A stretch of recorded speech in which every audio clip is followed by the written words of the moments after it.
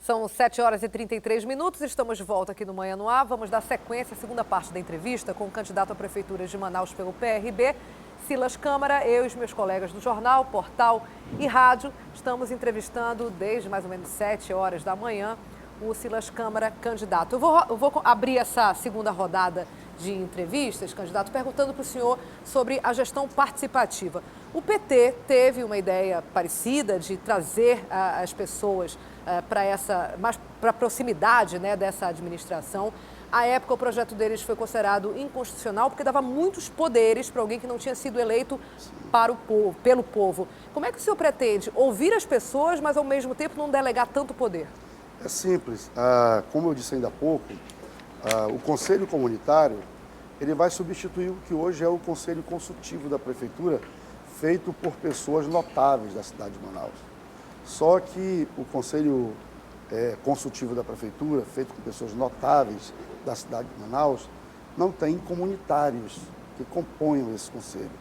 O mesmo modelo que a Prefeitura adota para consultar esse conselho sobre determinados temas relevantes para a cidade de Manaus, nós vamos adotar, agregando a essa consulta a medição da qualidade dos serviços. Eu acho que isso é o principal ponto, é ter a comunidade dizendo qual é a nota que eles dão para a qualidade dos serviços públicos naquela região da cidade de Manaus. Vamos imaginar, Zona Norte, uma vez por mês, reúne o Conselho Comunitário, o Comitê de Governança, que é composto pelos secretários executivos e os subsecretários daquela subprefeitura, com o subprefeito, vereadores que foram votados naquela região, se quiserem participar, o prefeito e o vice-prefeito.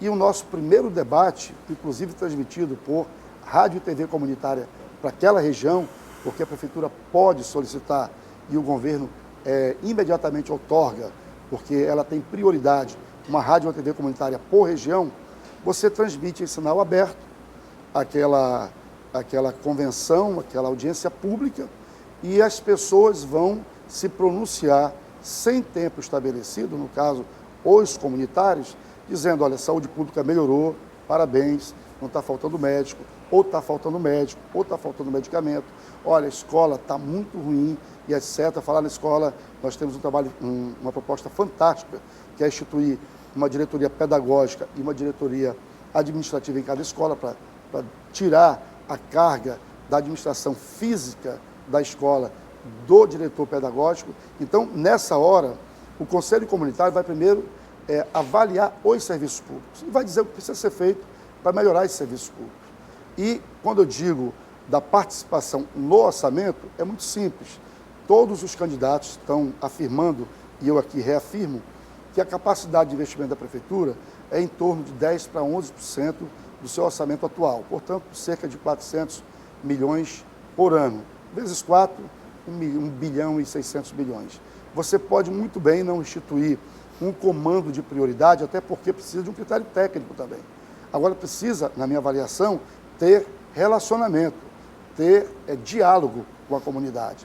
Então, se você mostrar para a comunidade o que você tem para investir e mostrar também as necessidades levantadas pela Prefeitura e a comunidade disser outras que possivelmente não possam estar nesse levantamento da Prefeitura, e nós convencionarmos juntos o que é prioridade técnica e eles dizerem o que é prioridade comunitária, e a gente instituir uma média para que eles se sintam contemplados e possam fiscalizar a aplicação de dinheiro público e acompanhar que a Prefeitura está fazendo de fato aquilo que pode ser feito, com certeza o relacionamento entre o Poder Executivo e as pessoas da cidade de Manaus vai melhorar muito. Você sabe que a doença que mais mata nesse momento é a ansiedade. Ansiedade de você não saber, ansiedade de você não participar, ansiedade de você se sentir traído, de você se sentir enganado. E tudo isso se resolve com diálogo. Então, mais do que ouvir, o próximo prefeito precisa dialogar com a sociedade e, através da subprefeitura, próximo da população e o Conselho Comunitário, isso vai acontecer. Quem tem pergunta? Eu tenho uma pergunta. Silas, você tem na equipe de campanha pessoas que estavam na linha de frente da comunicação do senador Omar Aziz, e o seu vice é uma pessoa muito ligada aí ao senador Omar. Você mesmo já relatou aí a implantação do Ronda no bairro e como esse projeto foi o xodó aí da administração do Omar. O que faltou para o próprio Omar estar no seu palanque? Ele querer me apoiar. Na verdade, nós somos todos livres, inclusive eu só sou candidato a prefeito, porque graças a Deus, hoje presido um partido e tenho possibilidade de decidir junto com muitos companheiros que na última eleição me ajudaram a conquistar em Manaus 65 mil votos. Aliás, eu abro aqui um parênteses para dizer que isso comprova que Manaus também me conhece. É bom dizer que muita gente, que inclusive faz televisão e etc, teve muito pouco mais votos que eu. Eu tive na cidade de Manaus 30 mil votos a mais do que um ex-prefeito da cidade de Manaus por 2 vezes, inclusive muito bem avaliado, teve. É um sinal de que a população de Manaus me conhece e me conhece, obviamente, por relacionamento. Então, na questão do senador Omar Aziz, foi uma opção dele. Eu não sei, sinceramente, dizer qual foi o critério que ele usou. Se fosse fidelidade ao grupo, ele podia me apoiar. Se fosse competência, com toda humildade, eu acho que ele podia me apoiar. Se fosse vitalidade para fazer, ele podia me apoiar. Se fosse vontade de trabalhar, ele podia me apoiar, porque sabe que eu sou um operário. Agora, obviamente, que ele teve os critérios dele. Eu não sei quais foram, mas imaginam que em algum momento ele vai poder dizer qual foi esse critério. André. O senhor se referiu aí, disse ainda há pouco que hoje tem a possibilidade de ser candidato porque é presidente de um partido. Significa que se não fosse, não teria essa possibilidade? Significa que nos outros partidos que o senhor foi não lhe deram essa oportunidade, candidato? Exatamente. A frase é exatamente essa. Objetivamente falando, hoje quem tem partido é dono do partido. Ponto. O senhor é dono do seu partido certo? hoje? Não sou dono porque eu presido um partido com o diretório, a maioria absoluta, sem ser indicada por mim. Eu tive, graças a Deus, a capacidade de fazer isso, até porque quem quer concorrer a um cargo majoritário precisa ter grupo, precisa ter time para jogar. Como eu, graças a Deus, não obtive, tá certo, esse apoio que me é perguntado constantemente, 2 caciques políticos do estado do Amazonas, e aqui eu não jogo pedra em nenhum deles, até porque eu reafirmo que eu gostaria muito que a população me desse a oportunidade de governar Manaus, não para estar falando mal dos meus antecessores, muito pelo contrário. Eu quero uma oportunidade para implantar propostas que depois de mais de 140 reuniões comunitárias, tá certo, estão inscritas na minha proposta de governo. Portanto, essa questão política partidária, ela é algo de fato fundamental para quem quer disputar. Quem está disputando hoje eleição e não é presidente do partido, acredite, está comprometido com um projeto que não é dele. Candidato, o senhor, esse perfil eleitoral assim, dos candidatos desse ano são bem diferentes, inclusive o perfil social de cada um deles. A gente tem candidatos que na declaração de bens não apresentaram nada. O senhor é o que apresentou a maior declaração, né, R$2.700.000. De onde vem a sua fortuna? E isso facilita de alguma coisa a campanha, ter mais bens que os demais candidatos? Olha, primeiro que não é uma fortuna, sinceramente não é uma fortuna. Milhões? E a verdade é que eu nem sei se os outros candidatos não têm patrimônio. Eu posso te assegurar que tudo que é meu está na minha declaração de imposto de renda. Eu tenho 52 anos de idade, tá certo? Portanto, tive aí uma vida muito intensa de trabalho. Sou deputado federal praticamente há 20 anos, porque meu mandato termina daqui a 2 anos apenas. E, obviamente, que sou, graças a Deus, um homem muito contido, tenho uma família muito organizada e tudo isso facilitou, graças a Deus, eu construí um patrimônio que possa gerar para minha esposa, meus filhos e netos, um futuro relativamente confortável a partir do suor do meu rosto. Candidato, o senhor comentou agora aí a situação, né, do ex-governador, atual senador Omar Aziz, que não lhe apoiou. Ele, antes da definição aí das chapas, ele esteve primeiro mais próximo do atual prefeito e depois apoiou a candidatura do Marcelo Ramos. Sem ter sido privilegiado nesse sentido, o senhor, caso não vá para o segundo turno, apoiaria alguma dessas campanhas? Tem mágoa do senador nesse ponto, por conta disso? Primeiro, eu não comentei, eu respondi, né, uma pergunta, né? E segundo, eu não avalio essa possibilidade, porque se Deus quiser, eu sinto isso, nós estaremos no segundo turno, venceremos essa eleição com Deus e o povo e vamos instituir um governo comunitário que tem o objetivo de empoderar a população através dessa aproximação e do relacionamento que a Prefeitura vai adotar a partir de 2017. Mas Candidato, existe mágoa ou não? Não, sob forma nenhuma. Meu coração não tem lugar para mágoa, sabe? Eu acho que mágoa, tanto quanto ansiedade, mata. E eu não tenho tempo para ter mágoa de ninguém. Ainda nessa linha de filiação partidária, o senhor era do partido do senador Omar Aziz, o PSD. O senhor deixou o PSD por quê? Porque lá não teria essa oportunidade? Não, eu saí do PSD porque eu gostaria, como estou disputando a eleição, disputar uma eleição majoritária. E, obviamente, que o senador Omar Aziz, pelo histórico de liderança que ele tem um projeto de vida construído. E ele jamais vai abrir mão desse projeto de vida que ele construiu, inclusive na área política, tá certo? Para poder apoiar alguém do partido dele. Uma prova disso é que o partido dele não tem candidatura própria na cidade de Manaus. Como ele anunciou um ano antes que apoiaria o atual prefeito, Arthur Vigílio, não sei se você lembra, mas logo quando concluiu a eleição de governador, 6 meses depois, tanto o governador José Melo quanto o senador quanto o senador Omar anunciaram apoio ao prefeito, ou seja, já estava sinalizado ali, já estava selado ali o futuro do PSD. Portanto, como eu gostaria muito de ter uma oportunidade de me aproximar da população e aproveitar toda essa minha experiência de quase 20 anos, me relacionando com ministros de Estado, presidente da República, governadores, secretários, muitos prefeitos, e tendo certeza absoluta que posso ajudar a cidade de Manaus e, principalmente, avaliando que Manaus não reelege prefeito nos últimos 16 anos. Manaus diz não à reeleição nos últimos 16 anos. E eu não tenho dúvida que vai dizer de novo nesse ano de 2016. Eu queria voltar ao assunto plano de governo no aspecto saúde, que é bastante relevante para a população. A saúde básica, a atenção básica à saúde é atribuição da Prefeitura, média e alta complexidade do governo do Estado.